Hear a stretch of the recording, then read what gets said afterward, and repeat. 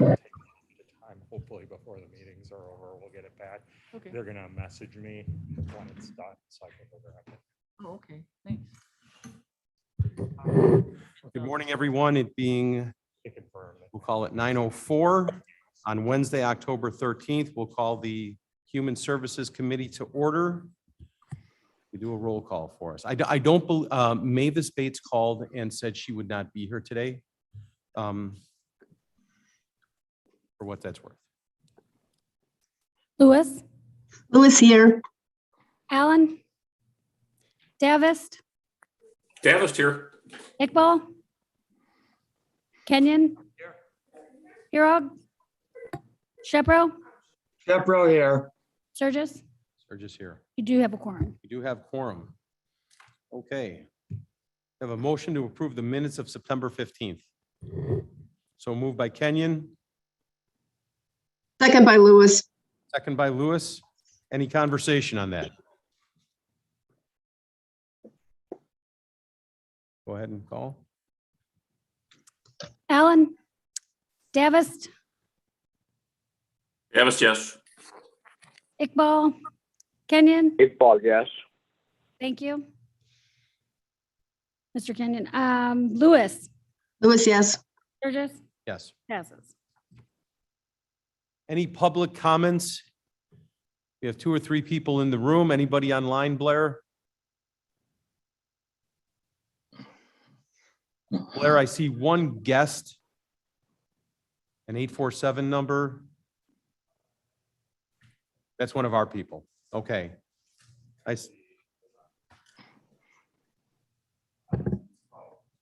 Okay, perfect. All right, I see no public comments. Monthly financial reports are on file. Was there any conversation needed on those? Perfect. Jake, Veterans Assistance Commission, and you seem to have help today. I do. We'll get to that toward the end of my presentation here. Fabulous, thank you. Today, we're reporting on the month of August. All of our days pending for claims is trending faster than the average in the state of Illinois, so that's good. Our claims inventory is going up along with the VAs, so they've got 14,000 claims pending in the state of Illinois. 169 of those are being prosecuted by our office. In August, we filed 39 applications for disability compensation, 4 applications for VA pension, 1 each for dependency indemnity compensation and survivor's pension, 9 applications for VA healthcare, and filed 4 appeals. 253 forms completed total, and $430,000 in new benefits came into Kane County veterans and their survivors in the month of August. And as you noted, I have one of our staff here, that's Veteran Service Officer Steve Wells. He's been with our office since 2007 or 2008? 2007. And he received the Illinois Association of County Veterans Assistance Commission's Veteran Service Officer of the Year Award this year. So I wanted to bring him up and embarrass him again. Jake, if you will slow down and read that title one more time. Illinois Association of County Veterans Assistance Commission Veteran Service Officer of the Year. So Pretty impressive, young man. that's the first year we've done this award. So, and I'd just like to highlight a couple of things that were on his nomination. There's an advanced certification through our national association called Certified Veteran Advocate. There's only 3 of those in the state of Illinois. 2 of them are in our office, and one of them is Mr. Wells. It's a test you have to pass with 90%. Pretty difficult test. When we talk about the days pending in our report, so the average for pension claims, which is what Mr. Wells primarily works on, the average Illinois veteran waits about 57.9 days. He's trending 5 days faster than that. That's the average, but the fastest ones he's done 5.5 hours from the time of submission to the time of decision for a VA pension claim, 4 hours for a survivor's pension claim, and 22 hours for DIC. When we're reading this down in Peoria at our state meeting, the gasps in the room are what took me. I don't think anybody else is doing that in the state of Illinois. So that's pretty impressive. He owns the top 3 positions on our leaderboard for the largest retroactive awards to our clients, the largest being $289,000 for a survivor whose husband died of Agent Orange related benefits and was due benefits back to the early 1990s. Steve secured those benefits a few years ago. for almost $289,000. He wins 87.3% of the claims that he files. And his clients, her survivor pension clients receive $310 a month higher benefits monthly than the national average. And then the veterans pension benefit, $551 a month higher monthly, because he does such a good job at making sure that they're getting the maximum benefit deserved. So I just wanted to take a minute to recognize him here at the meeting. You have this more morning. than a minute, my friend. And if you would accept the invitation, I do believe that Mr. Kenyon and I would enjoy taking you both out to lunch and celebrating the award. That's very kind. This man. Got to keep this. It's exactly what I'm going. So That's right. it's, we'll butter our bread here a little bit. So I would love to, if we can arrange that, I think Mike and I would both enjoy celebrating. Very kind. Congratulations. Thank you so very much for all you do. Thank you. That concludes my report. Super. Jamie, I'm so sorry. Yes, Mr. Kenyon. I think we should pass this along to the county board chairman. I think she'd love to have that. It'd be for the paper. This is pretty cool, Sure. beyond cool. Let's restate that. Would you mind if we push this uphill a bit? Steve would mind. He doesn't like me bringing him here to embarrass him, but I think that's a good idea. I think I will tell you, I'm a very good embarrasser. So super. Mike, that's a great. we got to keep this man. Thank you. Thank you so much, guys. Thank you. Appreciate it. Jamie, good morning. Good morning. Okay, first thing on the list is the monthly Blue Cross Blue Shield invoice. We're a little high probably compared to most months, but it's not out of the norm for this time of year, being that we're, just trending a little bit high, but it's pretty normal for this time of year. And I think people are still getting some services that they didn't get during COVID. Jamie, I think it's interesting that at Empower, one of our companies, the spike for September is big. And so I had reached out to our sales team and I said, what gives? They said, well, if you look trending year over year, September's always big. And I was, can you explain that to me? And there's just like, it's just this time of year when people have burned through their co-pays and their deductibles, and that they can make those choices, and they want electives done prior to the holidays. And I don't know why I never put that together. I never strung that together at my level. So. Yeah, it does seem to be when people kind of get through their deductible and start going, you know what, now that I'm through it, I kind of want to get these things done before the end of the year and I have to start over. Yep. Okay, next report, Blue Cross Blue Shield MERP enrollees, still holding steady, just under 60. Next report after that is the Assured Partners report. Again, this is just showing where we're at in the year over year. Anything out of tolerance?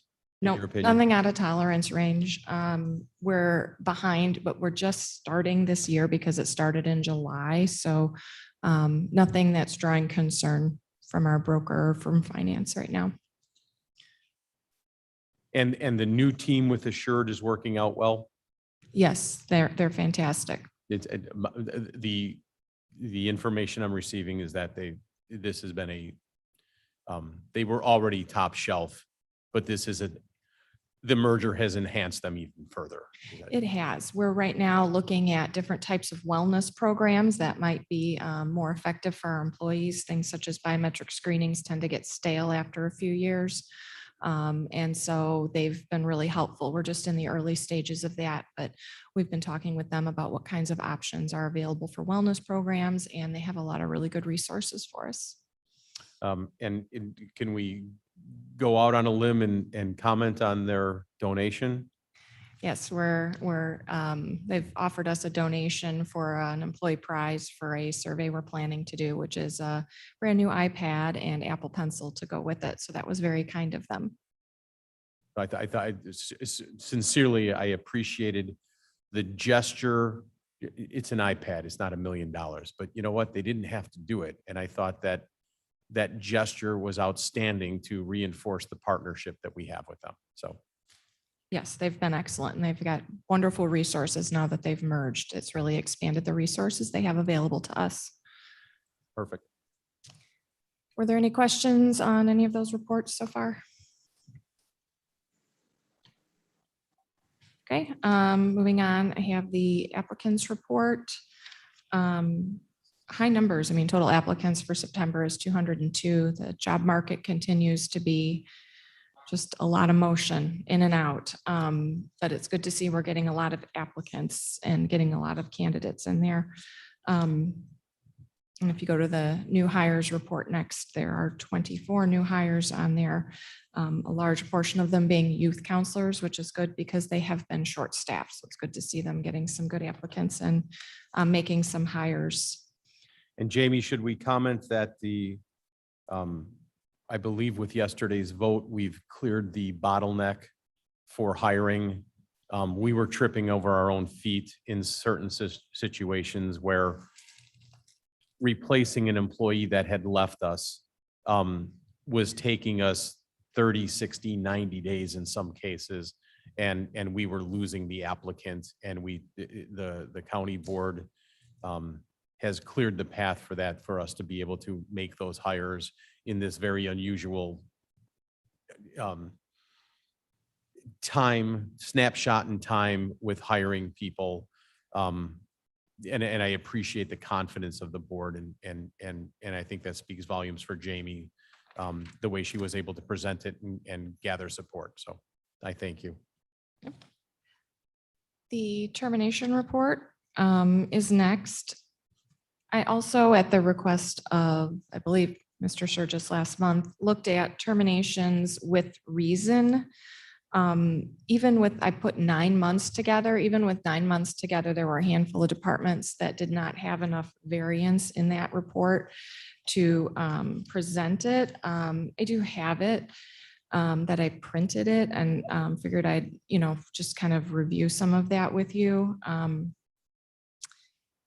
We have 102 people that resigned in January 1st to September 30th, 24 people that retired, 26 people that were terminated, and 3 people that were deceased in that time period.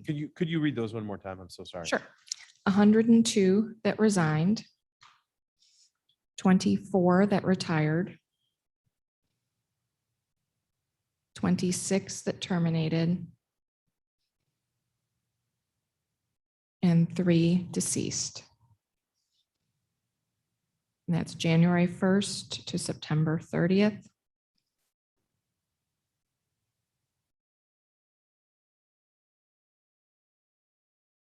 Anybody have any questions on those figures? Lewis, Davis, Iqbal, Shepro, Shepro. just of the 102 resignations, do you have any information? Are those leaving for the same job somewhere else that pays more, or any reasons assigned, or we don't know? I mean, I'm sure in many cases we don't know, but. We don't currently capture that based on comments from the committee last month. We're looking into a process regarding exit interviews. So we'll need to discuss that with the department heads, see what kind of process. So we're still working on that. But that is on the list of things that we're looking at right now, is to do an exit interview, or at the very least a form that that person can fill out and send to Human Resources. And then we can start capturing that kind of information for you. But right now we don't capture it. Shepro, a follow-up, Mr. Chairman. Please. Are any of the first 3 numbers, how do they compare with any recent past history, if we have that? Ken, let me ask that question a little bit differently. Jamie, if the notion is that we have 1,350 employees and we're churning, what is this, 150 over a 9-month period, is 10% turnover, is that normal? I mean, I can look and see. I don't norm? think it's, given how very unusual the job market has been, regarding COVID and layoffs. I think it's difficult to use it to compare right now. It's been just such an odd year. I think some of the resignations, there's one thing that we currently don't capture that I'm going to look and see if there's a way to do it, is employees that move within county departments. You may have heard. Oh, interesting. Yeah. Court services stating that they lose a lot of employees to the sheriff's department. It's not currently captured as a resignation because they stay an employee of the county. So that might be something to capture as well by department. So Is I'll it have to fair look to at say that. in those cases then that there was a vacancy at the sheriff's office and somebody from a different department filled that? So we still lost a person, but we don't want to count it twice. Is that? Correct. This is totals for the county. So these are employees coming to or from the county. And so when you break it down by department, it doesn't necessarily show you how many people that department lost and had to turn over. Because it wouldn't show up as a resignation. Let's say if a youth counselor at the JJC left and moved to the sheriff's department, it would not show up as a resignation to the juvenile justice center because that person didn't resign, they transferred. Okay. And if it was as easy as pushing a button in 15 minutes, I would love to compare year over year to see just how out of the norm this cycle is. If this is something that takes somebody an afternoon to pull together reports, don't do it. It's, Yeah, we have a nice database that can pull the reports. if it's fairly something easily. that you can do like in 20 minutes, yay, but don't spend hours. Just to Ken's point and my interest, how weird is this year? How outside, what's the deviation this year through past years? Or is 10% the number that we should all be understanding and shooting for? Mr. Chairman, Shepro, further question or comment? Yes, I'm sorry, Ken, go. Yeah, I recollect from past experience that certain offices seem to always have a high turnover, particularly at the entry level. I'm thinking of the circuit clerk's office where like the bottom 20% in seniority seem to turn over quite a bit. But you could look at other departments where there's very little turnover. I suspect that that's probably still the case. And I don't know that that says anything to us other than, different jobs have probably different longevity experiences. I think entry level positions as a whole turn over more than some of the more professional positions. I think that's probably standard across all the departments, but the circuit clerk does have a lot of entry level positions. Okay, Jamie, if I can pump the brakes just 1 second here. In looking at our agenda, Vincent, you are here to address just really briefly item 8A. And Rich, you are here for item 9A, the CCMSI and the insurance. Is that correct? He's here for 9C. 9C. Okay, I just want to make sure that we keep moving along enough to make sure that we give Rich, CCMSI, and Vincent enough time. Okay? Just for everybody Just online. really quick comment. Yeah, Mark. The public sector, pre-pandemic times, gets kind of excited when they see turnover numbers exceed 10%. So we're not way off. I mean, we're more like 11 or 12, I guess, based on the just rough math that I heard.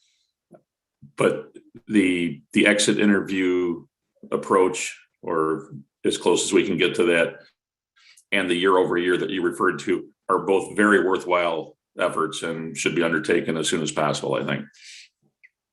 Thank you. Mark, thank you. Appreciate that. I'll have something next month for you. Some more detailed reports. I can pull those. If that's previous something years. that you can send out to the committee, Sure. don't hold it till next month. Just go ahead and send it out. So if there's conversations, we can have those beforehand. Okay, sounds good. That'd be great. Mark, thank you. Jamie, are you down to worker item E?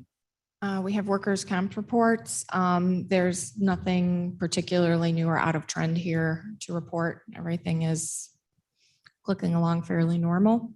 Did anyone have any questions regarding the reports? Do not, thank you. Jamie, I believe you are also up on 7.1. Yes, sexual harassment training compliance. I'm happy to report we do have 15 departments that are fully completed. And a special shout out to the Sheriff's Department. They are our largest department and they are almost completely done. They're actually completely done in court services. And they only have 1 or 2 people that happen to be on leave that they're kind of tracking down and getting done. Susan Brown did a wonderful job. Pretty much it's like herding cats sometimes to get these trainings done with people with varied shifts and everything. And, you know, We're ahead they're of not at last year's computers. numbers already. We're way ahead of last Yeah. year's numbers already. Yep. We just have a few left. We do have some departments that aren't done yet that we still have a lot of gaps on that we're still working on. Perfect. Thank you so much for the effort on that. But yeah, we're trending really well. And like I said, 15 departments include some pretty big departments, transportation, IT, that are completely done. Every employee has taken it. Perfect. Thank you. Okay. Old business, Vincent. 8A, just an update on the ethics ordinance. I believe we're in a hurry up and wait mode. Am I somewhat correct? Somewhat correct. Vincent Coyle on this, from the state's attorney's office. So we were waiting on a bill to be signed and passed. And it appears that just this last Friday, it was signed. So I'm trying to get my hands on that and review it and then start drafting something. And I can put that together for Mo Iqbal to review regarding the lobbying. Because I know that was one of the things that Mo, are you okay with that coming to you first instead of committee? That's fine if it helps, I think. It's up to you. However, this committee wants me to do I'm it. absolutely okay with that. This was Mo's bailiwick and most interest. So by all means, start there and then bring it forward. Okay, that sounds good. So I will start reviewing that bill, making a draft and then submit it. Okay. And when you say needed to be passed, that was state level? The governor had to sign it. So it had been going up and down, it looked like. And so it appears that the governor just signed it this last Friday. So, Okay.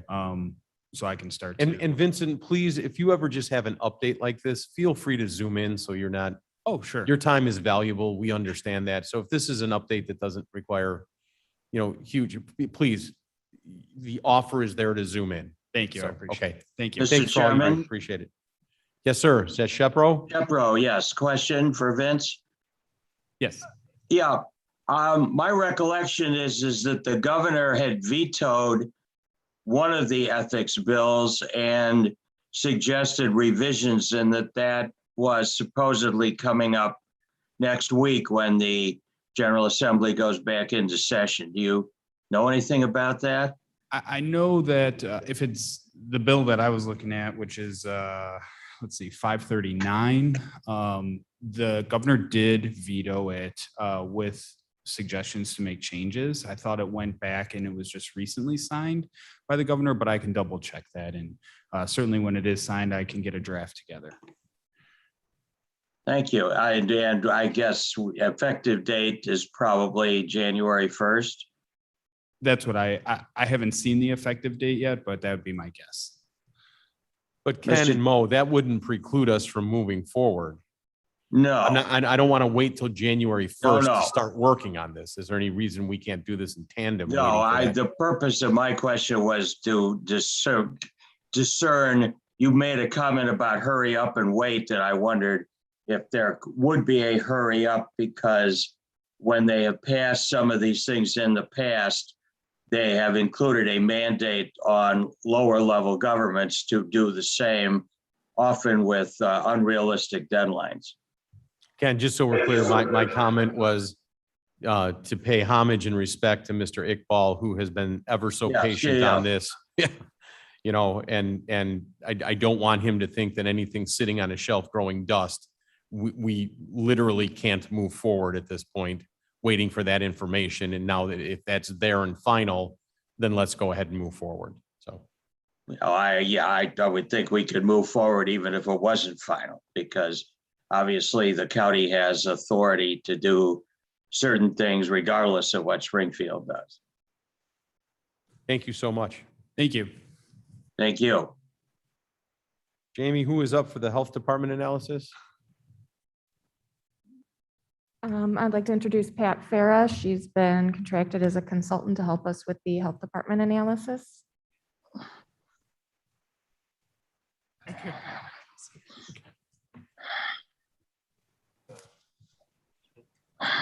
Okay.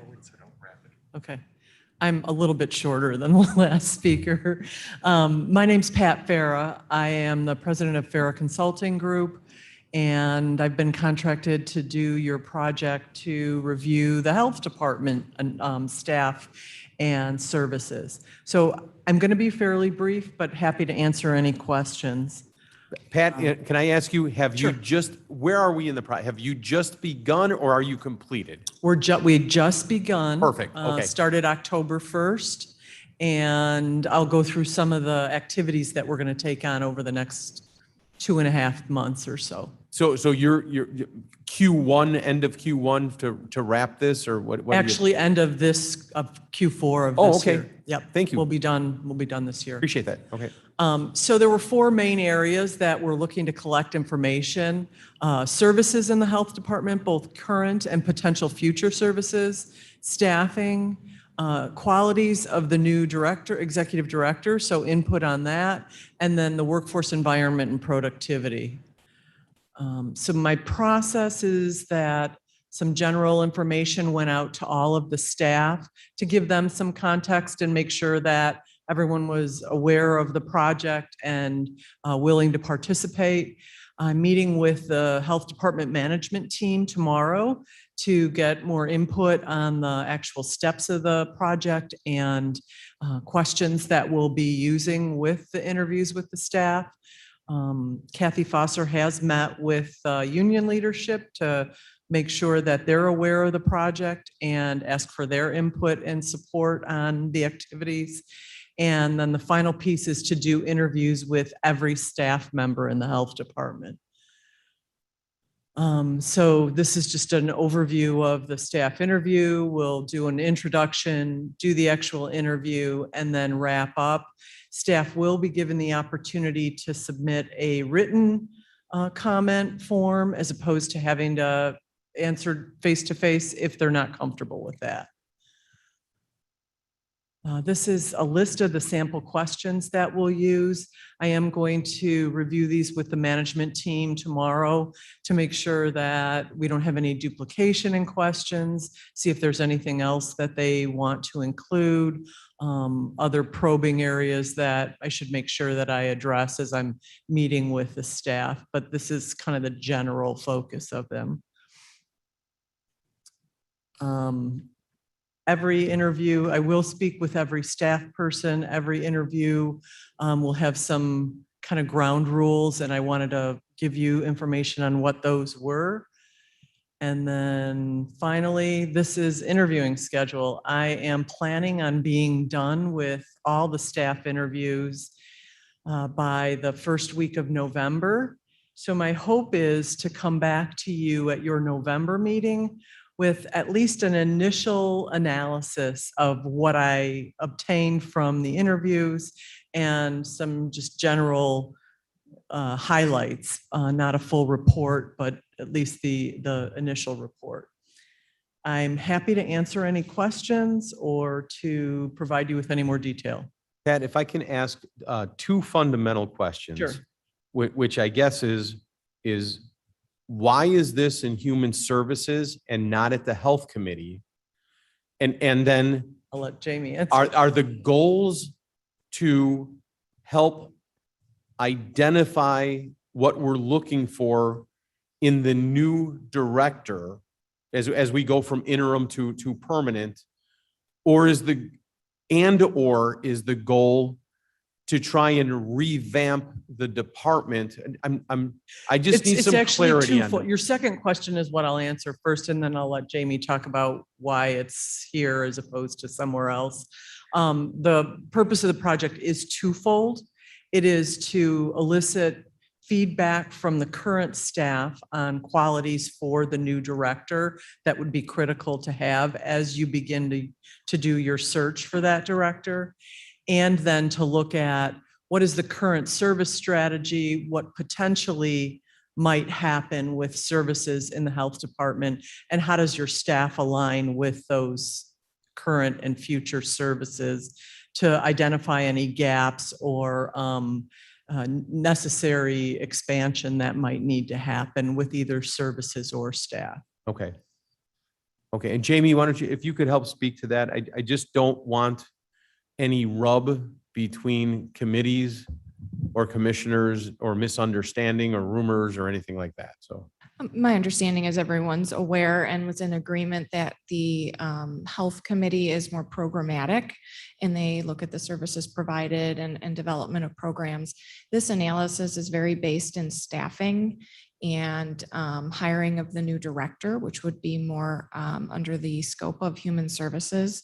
So Madam Chair had discussed that with me and felt that it was best for this to come to Human Services as a report because it is more of a human resources topic and because I will be working directly with Pat on this project as it moves forward.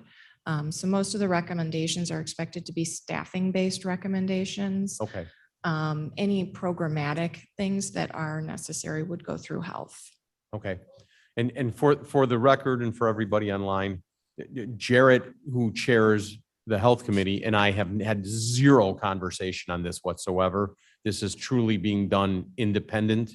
And we look forward to review and how we might be able to help that committee and that department. We're more than willing to, expend the effort. So. Great. Mr. Chairman, Chaparro, question? Yes, or sir. Comment. I would assume that if the results of the report are that there are any sort of fundamental structural changes that would be appropriate for the health department, that would go to the health committee for action. I'm going to let Pat and Jamie. Yes, sir. I believe that would be the case if we were talking about new programs or different services or kind of expansion of the health department. That would all go through health. This is more about staffing as needed to complete the existing missions of the health department. So this is focusing more on the staffing and the qualities needed in the director to make sure we have the right staff structure in that department. Thank you so much. Ken, did that answer your question? Not really. I mean, I guess there's obviously going to be interface between programs and the people executing them. So I guess we really wouldn't know the answer till we see what the report says. Pat, is that a fair assessment? Yes. Okay, Anita or Mark or Mo, any questions on that? Comment, Davis. Jamie's correct, Ken. The staffing issue here is what it is, and that falls to Mr. Surgis and his, stellar committee that we're all on.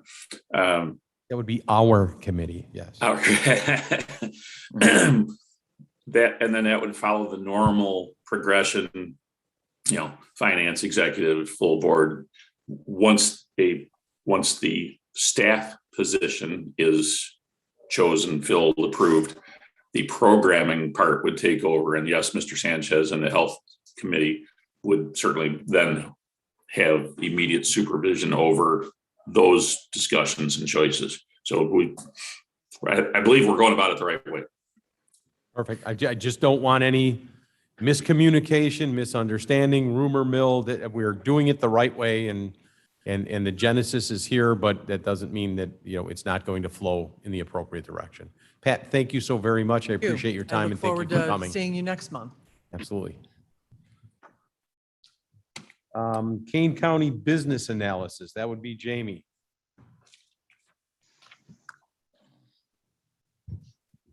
I just wanted to give you an update as we're beginning the business analysis that was approved last month. We've contacted all the departments and department heads, and we have had only 2 departments that have elected not to participate, and that would be the recorder and the Regional Office of Education. Every other department, of every other elected official other than those 2 has elected to participate and has provided organizational charts I'm sorry, the recorder and whom? and the Regional Office of Education. If I can ask, how big is the recorder's office? How many people? Just off the, I have it here.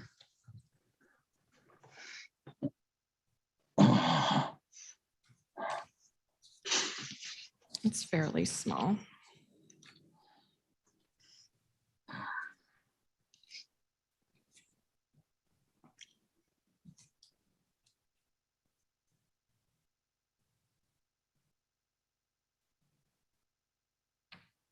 the recorder Sandy Wegman's office? Yes, it is. There are 11 people in the recorder's office. Okay, and then the Regional Office of Education? I don't have that number here with me. Mark or Ken, does anybody know that? Probably about 45. That sounds about right. They put their book out last week, so. Okay. Okay, so we have our consultant online. We've begun the process. We haven't chosen a consultant yet. What we Okay. need to do first is we needed to get organizational charts and job descriptions for all positions that we currently hold. So we're in that process right now. So we've asked to have organizational charts by last week. So we've received those organizational charts with the exception of a couple of departments that are larger that are still working on them, but they're actively working with us. And we should have those soon. And then we've asked for job descriptions by the end of October. Once we have a full inventory of those job descriptions and we within Human Resources working with the department heads, we'll get those job descriptions in the same format. Right now, every department uses a different format. And once we have those consistent details and a full inventory of the jobs, then we will be able to have that properly quoted. So I will begin working with purchasing and we will make sure we interview according to the purchasing ordinance 3 or more possible candidates and pick the one that best fits our project. Perfect. I so rarely get to use my analytics hat, and I'm so excited to be able to dive into this one. Thank you so much. Mr. Chairman, Shepro, question? Yes, sir. My understanding is that state law requires every elected office to have and publish an organization chart. So I'm wondering what the basis would be for, say, the recorder's office to decline to furnish one. They declined to participate in the analysis, which is within their authority. They have organizational charts that are published along in finance with the budget process, is my understanding. So we asked everyone, there was a slightly different format. We needed the number of positions in each spot and the reporting relationship. So we asked for it in a certain format. In some cases, the one that was published through the budget was effective. And in some cases, the departments had to modify that to give us the information we needed. So I believe that those elected offices have org charts that are probably within the budget that probably meet that requirement, but they've chosen not to participate in our process. Did the recorder furnish any reason why they declined to participate, just that they weren't going to? She did not furnish a reason. Ken, this is the first I've learned of those 2 offices not participating. So Yeah. I will personally reach out to both and see what the situation is. Thank you. Okay. Tuition reimbursement policy.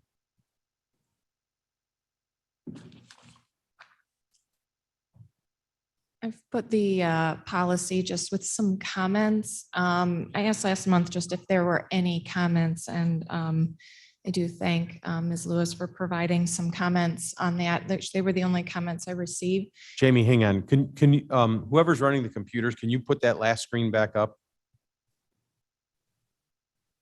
Thank you. Go ahead. So I just added some comments here to kind of point out some of the things that I think the committee needs to discuss. These decisions are really, I think they're policy decisions and they need to come from the committee on how to handle some of these issues that I've highlighted that have come up with the policy. And then once I have feedback from the committee, then I can prepare a draft for approval. Is this something that you're seeking today? I'm not seeking an approval today. I'm looking for feedback from the committee as to how they would like to handle some of these points that I have brought up. Can, as a committee, can we agree to interface with each other offline and discuss these and try and bring some consensus back to Jamie by next meeting? Is that okay? Or is that moving too slow? No, that's absolutely that's fine. That I just wanted to make sure that these policy decisions really originated with the committee rather than making a suggestion for your approval. So any feedback you'd like to give as to the answer to some of these questions, and then I can work on preparing a draft for you. Does anybody have any problem with taking this offline and discussing it individually? Are we talking exclusively employee tuition reimbursement, and how many pages worth of changes are we looking at? We are talking exclusively the employee tuition reimbursement program. And I think Okay. it's 3 or 4 pages long total. Oh, How many? okay. 3 or 4. Okay. So you could email what we're looking at on the screen right now to each of us. We can review it and Yes, and it come was back in to you your with our packet as well. policy suggestions. Okay. Yes, I will get that sent out in a Word document format where you can track and changes and make comments. Sure. No, that's fair. Okay. Mark, can you teach me how to do that so I can add comments? Oh, I don't know how to do it on a computer. That's why we have an IT department to bail me out all the time. I can still read though, most of the time. Jamie, thank you for your hard work on this, and I appreciate everybody's anticipated time on this. We'll try and congeal all this together and get it to you for presentation. So, Thank you. okay. New business say resolution congeal? approving. I'm sorry. Did you say congeal? We're going to congeal this. Congeal. Bring it together. Isn't congeal a word? You guys all yelled It at me is. last meeting for using the wrong word. I think It's this just- one means solidify. So I think you're okay. I like Jamie's better. Holy cow, this is a rough crowd in this committee. I'm just saying. You're lucky chaperone's sleeping, otherwise. Exactly. I resent that. I All think right, that's. item I think 9A, that resolution approving Congeal is 2-year fine. third-party claims administration service agreement with CCMSI. CCMSI is our current provider for our workers' comp claim management. They have been an excellent partner and do provide us with top-level services. There is a small reduction actually in the annual fee due to our claims volume. So the claims admin fee is right on target and was easy to agree to. They did add a fee for subrogation services that had not previously been in our contract, but after discussing with our broker, that is a very normal fee to assess and met industry standards. I did negotiate a little with them and was able to work it down to a cap. They had a $50,000 cap on it, and I was able to negotiate that down to a $15,000 cap for the 2-year contract period. So if I can just jump in on this a little bit. CCMSI, we asked them just a few years back to add an additional claims adjuster for us. That claims adjuster has proven time and time again that having that individual has significantly impacted a reduction in our claims frequency and severity. It's been wonderful. I don't know how we paid or how they absorbed the cost of that claims adjuster, but in this new contract, they inserted a fee that they were asking for. Jamie did bring that to my attention. We did make several phone calls to find out if the fee was reasonable, and it was. The fee, to my understanding, does not get paid unless they subrogate and collect money back. Yes, it is. So it's not like we're paying for a service that's unused. They have to win something and they get a percentage of that win. Is That's correct, yes. that in the It's- simplest form I could make it? Yes, they get 20% of any third-party recoveries that they make. So if we incur a You've claims capped charge- that now. You've negotiated a cap on that of 15,000? Yes, Okay. And I just want to make that clear. That is a change from our normal operation that truly doesn't cost us any money. It is the incentive for them to go and continue to do their job, aggressively. And they didn't ask for additional compensation when we added the additional adjuster. So I think this whole thing is fair as could be. I think it's a good contract, and I recommend we accept that for 2 years. Okay, Mr. Davis, can I get a motion on that? Yes, I so moved. And I Allen appreciate seconds. your Iqbal seconds. clarification that Deb it Allen, welcome anticipated to the my party. question. So Thank you. Thanks so much. This is Kane County Government operating out of St. Joe's Hospital. Oh, I'm so sorry. Thank you. Okay, any conversation on this? Can we call a vote? I like the clarification. It operates like a contingent fee. We're only paying them if they succeed. So I think that's so important. I just wanted to. point that out. absolutely, that would have been my question, but you Okay. covered it. Allen, Alan, I. Davis, Davis, yes. Iqbal, Iqbal, yes. Kenyon, Lewis, Lewis, yes. Sturgis, Sturgis, yes. passes. Resolution authorizing contracts for automotive body and paint repair services. I don't know what this one is. Jamie, I'm going to pitch this right to you. The reason we use collision repair services is because of insurance, and it could be used by any county department that gets in a vehicle accident. So my understanding from purchasing is this typically flows through human services. So we needed to quote out those services. We do spend quite a bit of money annually. I think it was $130,000 last year for different collision services. So that was quoted through purchasing, and they got 3 proposals. All 3 proposals were good, and the sheriff's department wanted to be able to utilize any of those. And then we will see who provides the best service. So in the resolution, it says automotive body and paint repair service. Is that a company? No, that is the service. And there are 3 companies that provided quotes that were approved by purchasing. And so our county departments would be able to choose from any 3 of those approved vendors for collision automotive body and paint repair service, which is typically collision service. And I think everybody understands that I oftentimes will ask questions that I know the answer to, but I'm just doing it for clarity and to make sure that it's in the record. And as an insurance agent, our agency likes to use 1 or 2 body shops, and everybody says, why don't you just use one? Well, because they get busy and they can't handle it. So you need to have a second or third shop, especially when you have a fleet. There's a hailstorm, the first snowstorm, and all of a sudden you're waiting for your car, a month and a half. That's not appropriate. You need to have multiple vendors that can do this. And I'm happy that we've at least accepted 3. So that being said, Mark, can I get a motion on that? Alan moves. Alan moves. Davis Paul seconds. seconds. Or Iqbal. Any questions or conversation? Mr. Chairman, Yes, ma'am. sometimes one shop is better at doing pinstriping than another shop, so you want to know each shop's strengths. Deb, you're the best. Thank you. Or Allen, flames. You could get flame decals on it. Sorry, go ahead. Allen, Alan, I. Davis, Davis, yes. Iqbal, Iqbal, yes. Kenyon, Yes. Lewis, Lewis, yes. Sturgis, Sturgis, yes. passes. Thank you.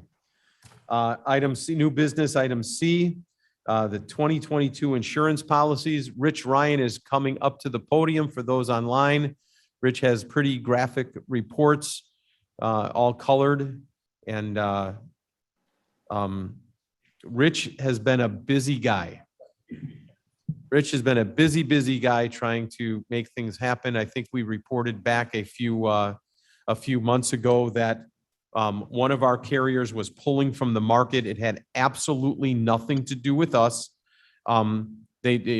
Carriers pull from certain markets, but replacing that carrier has proven to be quite a challenge.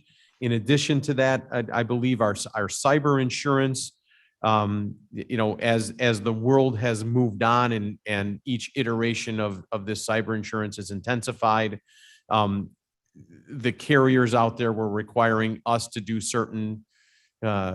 take care of certain things and put certain processes in place, such as two-factor authentication and stuff like that. And so our IT department has been just nothing but cooperative with Rich and our team, but I don't want to make that sound as if that's normal. I mean, we had to roll up our sleeves and do some work. And Rich, why don't you go ahead and walk us through? Thank you. So the exhibit that's up right now and that you have in front of you is the same as we've presented in the past, but just comparing last year in the white on the Trident program and then showing where we're at now. We went out to 22 carriers that are available to do excess liability. What I was able to do was leverage the county's longevity with Safety National, who had been your excess workers' compensation carrier. About 8 years ago, Safety entered the public entity liability marketplace. They do not provide any property insurance, but they do liability. So we were able to go to them. Our next closest even to this number was a Chubb program that was in the over 850, it was actually over 900,000. So compared to the 573,000 that Safety National came in with, this was the best result we've gotten to date. We don't see anything on the horizon coming in better than this. The one big change that you need we talked about, we wanted to highlight is the county's current deductible or self-insured retention is 750,000. They want to raise that to $1 million. On the next exhibit, if you could bring that one up. This one I wanted to show you kind of the results of the first 4 carriers that we've gotten quotes from, but they all want $1 million as retention. Safety National is, as I said, in the blue column, the closest from a premium standpoint. We've got quotes going, from anywhere from the 573 over $1 million. So it doesn't look like a good result. It really is a good result, but you have to understand that they're requiring that the county take on a $250,000 additional self-insured retention. So the good news is we have to assume more risk and it will cost more. It costs a little bit. What a more. deal. Yes. And please, for anybody online, do not misunderstand my cadence with Rich. There are certain things in the world where you can go to Amazon.com and things are a commodity. And there's certain times where it's old school and it's relationships. And Rich is a relationship guy that has dipped deep into his bucket to try and make some of these things happen. And Rich, we can't thank you. When Rich brought this to my attention, my question was, how are we going to pull a rabbit out with this one? Well, I do have some better news for you. There we go. Keep going. So because of the way that the insurance world works on primary insurance, so consider this first 5 million where I have the answers right now, the excess following that, Chubb, Hallmark, Gemini, and Allied World, I couldn't go to them until we have the first layer done. So we're out in that marketplace now. I have an indication from a new market that came about. I won't even mention their name yet because I don't want to jinx it, but I had to get a law enforcement supplement they're working on today over at the sheriff's office for me. But it should help make up some of that difference between the expiring Trident and the new Safety National, the premium. So the only thing I can't do anything about is the retention. I will tell you that I went back to Safety National, because they are your workers' comp carrier. And I said, we've got an $850,000 deductible on the workers' comp. Why not make them both $850,000 so it's easy to keep track of? The underwriter was very quick to come back and said that they're modeling using those large losses we had in the last 5-6 years, and that they believe that to create a viable program for the county, that $1 million is a sweet spot for a self-insured retention, and that should keep you, keep the county in good stead for the future in renewing this. And especially since our numbers have been, we haven't had any large losses. We've kind of stabilized in that area. And I'll tell you, I went to Safety National a year ago and they wouldn't touch it. So the good news is we're getting further away from those large losses, and that gets us more leverage in the marketplace.